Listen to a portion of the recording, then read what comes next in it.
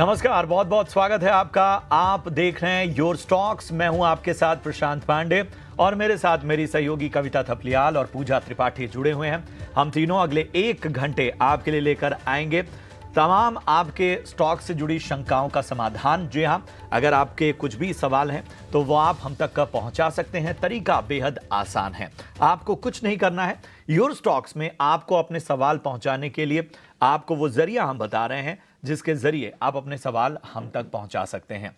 सबसे पहले आप अपने स्क्रीन के एक हिस्से में देख पा रहे होंगे कि एक नंबर फ्लैश हो रहा है। ये नंबर हम बराबर टॉप पे भी फ्लैश कर रहे हैं और इस नंबर से जुड़ के आप हमें कॉल करके, मैसेज करके, व्हाट्सएप के जरिए अपना सवाल हम तक पहुंचा सकते हैं। याद रखिए, जब भी अपना सवाल भेजिए, अपने शहर का नाम, अपने स्टॉक का नाम, किस भाव पे लिया है और साथ ही सबसे इंपॉर्टेंट नजरिया, लॉन्ग टर्म या शॉर्ट टर्म, जो भी आपका नजरिया है वो वहां पर जरूर मेंशन कीजिए। इसके अलावा आप सोशल मीडिया पर अगर एक्टिव हैं तो सोशल मीडिया पर भी अपने सवाल हम तक पहुंचा सकते हैं। सोशल मीडिया पर भी हम सवालों को लेते हैं। इसके अलावा सबसे आसान तरीका है यूट्यूब पर। जी हां, ये शो देखते हुए यूट्यूब पर लाइव आप कमेंट करके भी अपने सवाल पोस्ट कीजिए। शो के जो बीच बीच में हम यूट्यूब के भी सवालों को शामिल करेंगे। चलिए, इन सबके बीच में जरा बाजार को देखें तो आज हम देख रहे हैं कि बाजार दायरे में जो है और वॉलेटिलिटी साफ तौर पर नजर आ रही। सीमित दायरे में बाजार में उतार चढ़ाव भरा माहौल इस वक्त नजर आता है। निफ्टी आप देखिए 23,000 के करीब है, हालांकि होल्ड किया हुआ है इस लेवल को, 22,800 900 का जो लेवल है। और इसके अलावा बैंक निफ्टी की बात करें तो 100 अंकों की मजबूती यहां पर नजर आती हुई। आज इंडिया विक्स में हम देख रहे हैं जबरदस्त उछाल है, 24 के करीब इंडिया विक्स नजर आता हुआ। 2 दिन में 10% का उछाल यहां पर नजर आता है। फार्मा शेयरों में आज खरीदारी है। डिवीज लैब्स, ग्लेनमार्क फार्मा में 2 से 5% का उछाल हमें देखने को मिल रहा है। इसके अलावा देखिए, हिंडाल्को लगभग 0.25% ऊपर, एचडीएफसी लाइफ लगभग 0.2% ऊपर। इसके अलावा बात करें डॉक्टर रेड्डीज तो यहाँ 1.25% की तेजी नजर आती हुई। अल्ट्राटेक भी लगभग 1% की तेजी। दबाव कहाँ है? अडानी पोर्ट्स, टेक महिंद्रा, कोल इंडिया, पावर ग्रिड और आयशर मोटर्स जैसे स्टॉक्स जिन पर दबाव आज बना हुआ है। अगर हम एडवांस डिक्लाइन रेशियो को देखें तो सुबह के सत्र में जो था वो एडवांस डिक्लाइन रेशियो सुधरा हुआ नजर आ रहा था, लेकिन अब हम देख रहे हैं कि जो डिक्लाइन है उसकी संख्या ज्यादा, 1451 ऐसे स्टॉक्स हैं जिन पर दबाव, 869 ऐसे स्टॉक्स हैं जिन पर जो आज हरे निशान में कारोबार कर रहे हैं। और चलिए अब चर्चा की शुरुआत करते हैं। हमारे साथ आज आपके सवालों के जवाब देने के लिए, मार्केट पर चर्चा के लिए हिंसेक सिक्योरिटीज के महेश ओझा जी और जेएम फाइनेंशियल्स के अक्षय भागवत साहब बने हुए हैं। आप दोनों का बहुत बहुत स्वागत। अक्षय, मैं आपके पास आना चाहूंगा। अगर बाजार को आज खास तौर पे ऑब्जर्व करें, दायरे में तो है लेकिन एक इंडिकेशन कहीं ना कहीं पूरे दिन वॉलेटिलिटी का भी ये दे रहा है, क्योंकि हम सुबह अगर हम शुरुआत में देखें तो हमें थोड़ा स्टॉक स्पेसिफिक एक्शन नजर आ रहा था, लेकिन फिलहाल हम देख रहे हैं कि दबाव भरे जो शेयर हैं उनकी संख्या बढ़ती हुई। इन सब के बीच में जो तेजी भी है जिन शेयरों में, वो ऐसी तेजी नहीं है जिन्हें तेजी कहा जाए। हालांकि फार्मा शेयर्स की हम बात करें, इसके अलावा हम देखें जो पीएसयू स्टॉक्स हैं वहां पर आज मुनाफा वसूली हमें देखने को मिल रही है। नतीजों के दम पे कुछ ऐसे स्टॉक्स हैं जहां पर बेहतर रुझान हमें देखने को मिल रहे हैं। फिलहाल बाजार को किस तरह से आंका जाए? मॉर्निंग प्रशांत जी। तो बाजार का व्यू तो देखिए पॉजिटिव है। अभी तब तो जिस तरीके का मार्केट प्राइसिंग कर रहा है मूव, एक पॉपुलिस्ट वोट जो पूरा बाजार सोच रहा है उसी की तरफ चल रहा है। बहुत ही तेजी का रुख है। बस वही है कि 1 तारीख से जो भी है इवेंट्स बढ़ जाएंगे, एग्जिट पोल स्टार्ट हो जाएंगे, हल्की सी नर्वसनेस स्टार्ट हो जाएगी मार्केट में, विक्स भी बढ़ रहा है, तो उसके चलते थोड़ी सी जाहिर सी बात है डी डे जब भी नजदीक आएगा थोड़ा सा वोलेटिलिटी का जो कंपोनेंट है वो थोड़ा बढ़ जाएगा। और जिन्होंने बहुत ही अच्छे दामों पे खरीदा है बाजार में, वो अपना मुनाफा बांध लेना पसंद करेंगे या स्टॉप लॉस रिवाइज कर लेंगे। तो मेरा व्यू अभी भी पॉजिटिव है। अगर सपोर्ट की बात की जाए तो 22,800 जो सपोर्ट है निफ्टी का, इस एरिया में हमने एक पॉजिटिव प्राइस ब्रेकआउट देखा था चार्ट्स पे, तो वो एक बहुत ही स्ट्रॉन्ग सपोर्ट है। जब तक 22,800 के ऊपर है, आपको कोई भी डर या जल्दबाजी करने की जरूरत नहीं है। तेजी की तरफ ही अपना पोजीशंस बनाए। अगर टारगेट एरिया या रेजिस्टेंस प्रेडिक्ट करना है तो 23,250 और 23,400, ये दो टारगेट के साथ आप वर्क कर सकते हैं। तो पॉजिटिव रुझान है, पॉजिटिव बाय का व्यू है, बाय ऑन डिप्स या बाय ऑन करंट रेट, यही मेरा व्यू रहेगा। और जिस टारगेट्स को मैंने शेयर किया उसके साथ आप बने रहिए। काफ़ी क्रूशियल हफ्ता और यहाँ पर 22,800 के ऊपर जब तक है आपको घबराने की ज़रूरत नहीं है। मोमेंटम तेज़ी की ओर ही ऊपर जाता हुआ दिखाई देगा, ये मानना है अक्षर का। लेकिन हमारे साथ हमारे दर्शकों का जुड़ना अभी अब शुरू हो चुका है। पंजाब से हमारे दर्शक प्रेम कुमार फोन लाइन पर हमारे साथ हैं। नमस्कार, गुड मॉर्निंग प्रेम साहब, क्या हालचाल? नमस्कार मैम। नमस्कार जी। बताइए सर, गर्मी कितनी तेज़ पड़ रही है? यहाँ पे तो बहुत बुरा हाल है मैम, बहुत ज्यादा बुरा हाल है। बिल्कुल। कहाँ तक पहुँचा है तापमान? तापमान मैम 44 के करीब तो चल ही रहा है। 44, 45। चलिए कोई बात नहीं। बताइए सर, ख्याल रखिए अपना, अपने परिवार का। लेकिन आपने कौन सा स्टॉक लिया हुआ है, किस भाव पे, जरा बताइएगा। वैसे तो सवाल मेरा मैम जोमेटो पे था, पर मैंने फ्राइडे को आइडिया भी लिया था मैम शेयर। ओके, जोमेटो आपने किस रेट पे लिया है सर? मैम 15 रुपए 10 पैसे के भाव पे लिया था, 2000 शेयर। 187? वो जोमेटो। 187 ना जोमेटो? हाँ जी मैम, 200 शेयर लिए थे वो। ओके सर, और दूसरा आपने कौन सा लिया? Idea ma'am, idea. किस भाव पे? 15 रुपए 10 पैसे मैम, 2000 शेयर। 15 रुपये 10 पैसे पे। ओके, चलिए ठीक है। दोनों में सर आपका नजरिया कितना होगा? मैम मैं तो रख लूंगा 2 साल, 3 साल, 4 साल, पर मुझे थोड़ा डर लग रहा है ये शेयर कैसे रहेंगे सर। बस मुझे पता चल जाए, कंफर्म हो जाए तो कोई दिक्कत नहीं है। चलिए बताते हैं क्या करना चाहिए। महेश, आपके पास आऊँगी मैं। जोमेटो की बाइंग प्राइस 187 है और आइडिया भी इनका 1510 पर है। लॉन्ग टर्म रखने की सोच रहे हैं। आइडिया में क्या इतना लंबा रुकना चाहिए या इसी क्षेत्र में कहीं और चले जाए? Good morning Kavita ji. तो दोनों ही शेयर जो है करंटली एक अपसाइड मोमेंटम बना हुआ है दोनों के अंदर। अपन आइडिया की बात करें तो यहाँ से गवर्नमेंट में टैरिफ हाइक की भी बात चल रही है, गवर्नमेंट से आइडिया को कुछ सपोर्ट भी मिलने की बात चल रही है। तो आइडिया में भी यहाँ से एक पॉजिटिव मोमेंटम बना हुआ है। तो अनटिल अनलेस ये 12 रुपए 80 पैसा ब्रेक करता है तब तक इसमें एक पॉजिटिव मोमेंटम भी बना हुआ है। और यहाँ से भी एक अपसाइड जो है विजिबल है। थोड़ा बहुत अगर मोमेंटम के हिसाब से मार्केट के अंदर नर्वसनेस रहता है तो थोड़ा बहुत प्रॉफिट बुकिंग जरूर आ सकता है। बट ओवरऑल यहाँ से 18 रुपए 19 रुपए का भाव तो कम से कम शॉर्ट टर्म में एक्सपेक्टेड है। और अगर गवर्नमेंट की तरफ से या और कोई पॉजिटिव आउटकम आता है तो उससे भी अपर साइड एक्सपेक्टेड है। तो वेट एंड वॉच करिए, जैसे जैसे ये लेवल आते हैं उसके बाद में वापस से इसको रिव्यू किया जा सकता है। तो यहाँ से आइडिया में होल्ड की सलाह रहेगी और थोड़े टाइम बने रहिए। हो सकता है ये आपको अच्छा रिवॉर्ड भी कर देवे, बट थोड़ा टाइम इसको वेट एंड वॉच में डाल दीजिए और यहाँ से होल्ड करिए। दूसरा आपका काउंटर है जोमेटो। तो जोमेटो यहाँ से भी बाइंग की भी सलाह रहेगी, अगर है तो आप होल्ड करिए, डेफिनेटली कोई दिक्कत नहीं है।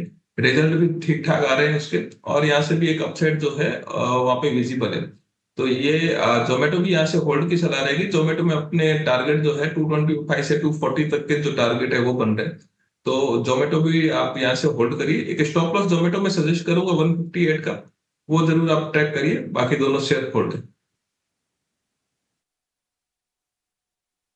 ठीक है, तो ये है सलाह जोमेटो पर, और वोड आइडिया पर भी आपको सलाह दे दी गई है। जयपुर से अगले दर्शक हमारे साथ जुड़े हैं, ध्रुव अरोड़ा। ध्रुव जी नमस्कार, सवाल पूछिए अपना। नमस्कार। मेरे पास गेल है 1000 शेयर 213 के भाव से, और IRB इंफ्रा है 1000 शेयर 71 के भाव से। 71 पर IRB इंफ्रा, ठीक है। कितना समय दे सकते हैं आप दोनों स्टॉक को? 2 से 3 साल दे सकते हैं। ठीक है, दोनों स्टॉक में हम देख पा रहे हैं कि हाल फिलहाल की ही खरीद है आपकी। गेल 213 पर लिया था और अभी 201 के आसपास कारोबार कर रहा है, वहाँ नुकसान है आपको। और IRB इंफ्रा में भी हल्का मुनाफा हो रहा है। 71 पे लिया था और उसी लेवल के आसपास इस वक्त स्टॉक कारोबार भी कर रहा है। ठीक है, आपको राय दिलवा देते हैं। महेश जी, क्या सलाह होगी, आप ही सजेस्ट करिए, क्योंकि 2 से 3 साल का व्यू है दोनों ही स्टॉक्स में, गेल में भी और आईआरबी इंफ्रा में भी। तो स्टॉक सिलेक्शन कैसे हैं इनके? नहीं, डेफिनेटली आईआरबी इंफ्रा की बढ़िया पिक है। यहाँ से भी कोई अच्छा मोमेंटम बना हुआ है। लास्ट वीक भी इसे अपन ने ऑलरेडी डिस्कस भी किया था आईआरबी इंफ्रा में। तो यहाँ से भी एक मोमेंटम बना हुआ है आईआरबी इंफ्रा के अंदर। यहाँ से भी एक पॉजिटिव आउटकम अपने को एक्सपेक्टेड है। मिनिमम टारगेट यहाँ से 85 से 88 के जो बन रहे हैं वो पहले लेवल पे बन रहे हैं, और उससे भी अपर साइड करे तो उसमें एक और ज्यादा अपसाइड अपने को देखने को मिल सकता है। स्ट्रॉन्ग नंबर जो भी है वो आ रहे हैं इनका आईआरबी इंफ्रा के, तो उस हिसाब से ये पॉजिटिव है। थोड़ा सा पेशेंस रखें, थोड़ा इसमें नजरिया इनका वैसे भी लॉन्ग टर्म है, तो लॉन्ग टर्म का नजरिए के हिसाब से पेशेंस रख के इसको होल्ड करिए। कोई दिक्कत नहीं है। स्टॉप लॉस 58 का लगा लीजिए यहाँ से, अगर अभी अभी के हिसाब से रखना है तो। और आप यहाँ से होल्ड करिए, आपको डेफिनेटली 85 से 88 तक के तो लेवल मिल ही जाएंगे, और हो सकता है कोई वो लेवल सरपास करे तो थोड़ा और भी अपसाइड मिल सकता है। थोड़ा नजरिया इसमें लॉन्ग टर्म का रखिए। दूसरा स्टॉक गेल है। तो ये फंडामेंटली काफी बढ़िया चीज है, तो यहाँ पे कोई दिक्कत है नहीं गवर्नमेंट वाली कंपनी से। फिर भी यहाँ पे एक 187 का स्टॉप लॉस जरूर लगाइए। अभी आपको टेक्निकल के हिसाब से थोड़ा सा देख लेते हैं। 187 का स्टॉप लॉस लगा लीजिए और इसको होल्ड करिए। हो सकता है कि आपका वापस इसमें मोमेंटम बनेगा जब 208 से अपर साइड ये वापस ट्रेड करना चालू करेगा, तब आपको अंदर ऐसे 218 से 220 तक के लेवल जो है देखने को मिल सकते हैं। और उससे भी अपसाइड अपने को थोड़ा और भी विजिबिलिटी है। फंडामेंटली लॉन्ग टर्म के हिसाब से काउंटर बढ़िया है, इसको भी होल्ड करने की सलाह रहेगी। बिल्कुल। तो ये नजरिया आपके अहम स्टॉक्स पे। और इस बीच हमारे साथ जोधपुर राजस्थान से दीपेन मेहरा जुड़ चुके हैं। Dipen, good morning. पूछिए, क्या जानना चाहते हैं? दीपेन, आप तक आवाज आ रही है? लगता है कुछ तकनीकी खामी है जिसकी वजह से संपर्क टूट गया है, लेकिन दीपेन का सवाल हमारे पास मौजूद है। अडानी पावर पे राय जानना चाहते हैं। 615 की इनकी खरीद है, और जिस लेवल पे इन्होंने खरीदारी की है वहां से स्टॉक का ऊपर अडानी पावर का। पूरे पावर सेक्टर की अगर हम बात करें तो लगातार हमारे एक्सपर्ट बुलिश रहे हैं। जो सरकार की पॉलिसीज़ हैं और जिस तरह से पावर सेक्टर में एक डिमांड आई है, उसका असर जो है वो पावर स्टॉक्स पे नज़र आ रहा है। हालांकि आज हम देख रहे हैं कि दबाव नज़र आता हुआ अडानी पावर पे। 615 की खरीद। अक्षय जी, अडानी पावर क्या करना चाहिए? देखिए, दीपेन जी ने बहुत ही बढ़िया स्टॉक चुना है। 615 एक अच्छी एंट्री है और आज 690 के अच्छे मुनाफे पे वो शायद बैठे हुए हैं। तो स्टॉक का जो टेक्निकल सेटअप है, थोड़ा अगर मैं मीडियम से लॉन्गर टर्म से देखूं एक मंथली चार्ट पे, तो बहुत ही बेहतरीन सेटअप है। थोड़ा ओवरबॉट है, पर मैं कहूंगा कहीं ना कहीं अडानी ग्रुप इलेक्शन के आउटकम का बेनिफिशियरी हो सकता है, जो एक पॉपुलिस्ट मेजर है। तो मैं कहूंगा बने रहिए स्टॉक में। अगर टारगेट प्रोजेक्शन मुझे थोड़े मीडियम से लॉन्ग टर्म तक करना हो तो 800 से 825 ये टारगेट के साथ आप वर्क कर सकते हैं।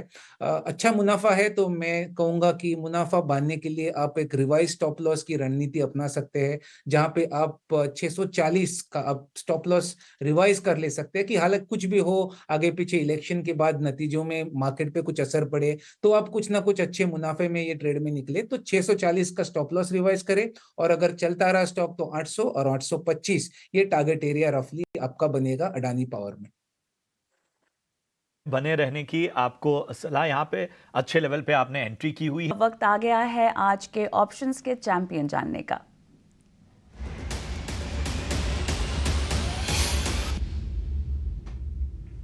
और आज ऑप्शंस के चैंपियन बताने के लिए हमारे साथ फिनवर्सिफाई की ध्वनि पटेल जुड़ गई हैं। ध्वनि, हाय मॉर्निंग। बताइए क्या चुना है आपने आज दर्शकों के लिए? Good morning. आज का हमारा ऑप्शन का ट्रेड यहाँ पे जो रहेगा वो क्रॉम्पटन में रहता है। क्रॉम्पटन के अंदर ऑलरेडी हमने देखा है कि एक बाइंग एक्शन देखने को मिला है, जब स्टॉक ने यहाँ पे 350 के लेवल से 380 के ऊपर लेवल ब्रेकआउट दिया था। अभी फिलहाल 380 के पास अच्छा सपोर्ट लेवल बना हुआ है। 400 रुपए की कॉल ऑप्शन आपको खरीदनी है जून की। 18 से 18.5 से 19 रुपए के अंदर आपको खरीदनी है। बाइंग लेवल का खास करके ध्यान यहाँ पे रखा जाए।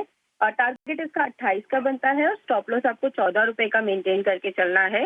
इसके अंदर मोमेंटम आपको 18.5 19 रुपए क्रॉस करने के बाद देखने को मिलेगा, तो उन्हीं पे बाय करें, खास करके उसका ध्यान रखें।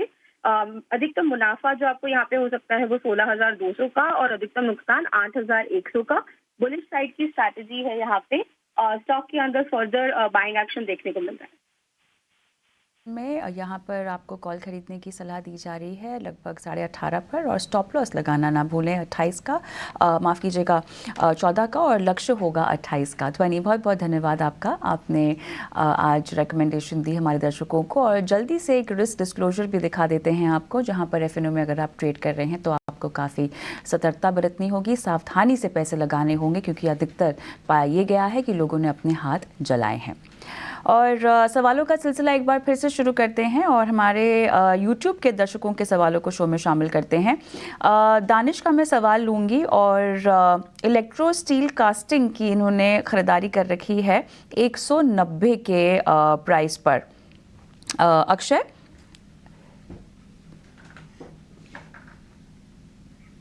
आप शायद म्यूट पर हैं।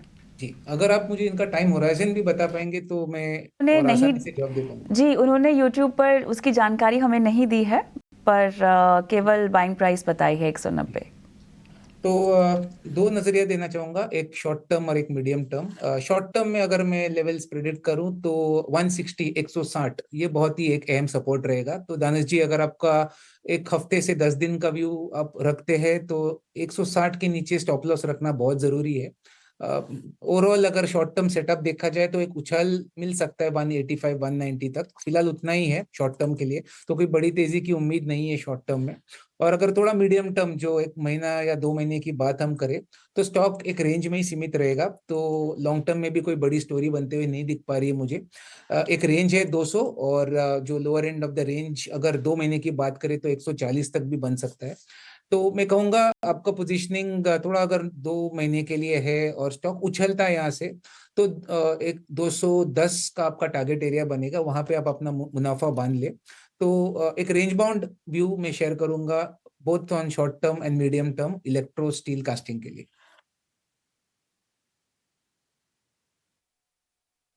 ठीक है, तो ये है सलाह स्टॉक पर। हैदराबाद से नागराज हमारे साथ जुड़े हैं फोन लाइन पर। नमस्कार, सवाल पूछिए अपना। अम्मा नमस्ते, मेरा नाम नागराज है, हैदराबाद से बात कर रहा हूँ।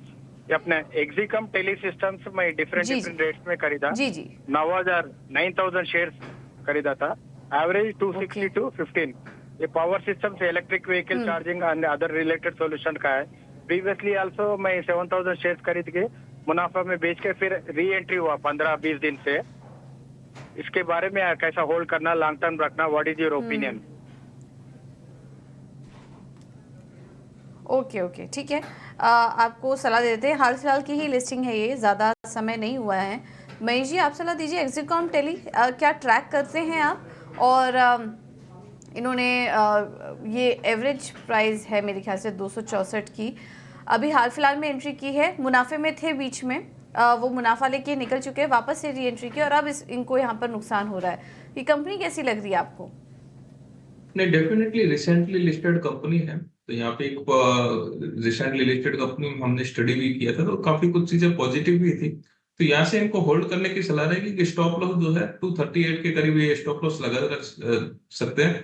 टारगेट आपके 285 से 295 तक के इसमें अपने को मिल सकते हैं। तो यहाँ से होल्ड की सलाह रहेगी, आप होल्ड करिए।